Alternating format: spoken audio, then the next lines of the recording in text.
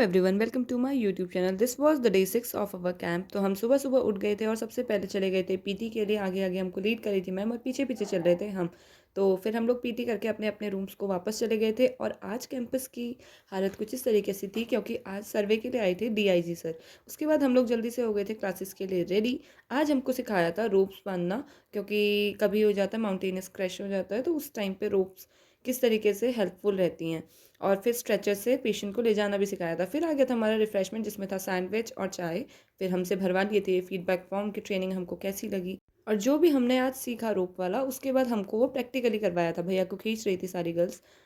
और आज दिन में बहुत थोड़ा सा ही रेस्ट करने के बाद हम लोग दोबारा से फॉलन हो गए थे शाम के काम के लिए जाने को। तो आज हम लोगों को करवाई थी जिप लाइन क्रॉसिंग। तो यहाँ पे सबको अपने अपने सेफ्टी प्रोटेक्शन जो इक्विपमेंट्स थे वो बांध दिए जा रहे थे। और उसके बाद सारी गर्ल्स ने एक एक करके प्रैक्टिकल करा ग्रुप में। देखो इंस्ट्रक्शंस पहले ही दे दूं, अगर आपको बीच में कहीं पर भी अबॉर्ट करना हो तो क्लियरली अबॉर्ट करोगे। अब और हर कैंप में दो गैंग्स होती है ना, तो ये थी हमारे अल्फा गैंग के सिग्मा बॉयज।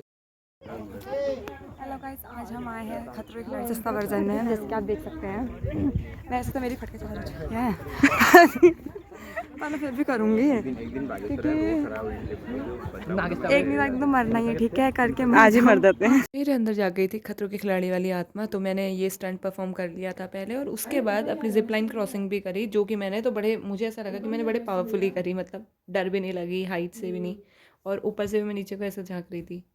अब क्योंकि आज तो दिन बड़ा थकान भरा हो गया था, तो आज हमारा रिफ्रेशमेंट भी टाइम से आ गया था। चाय और बिस्किट आए हुए थे मिलेट्स के। और उसके बाद भैया लोगों को पनिशमेंट भी मिल गई थी, क्योंकि इन लोगों ने ग्राउंड में हरकतें कर रहे थे। उसके बाद हम लोगों को आज ग्राउंड से लौटने में शाम हो गई थी, बहुत लेट हो गई थी, क्योंकि बहुत खेला हमने।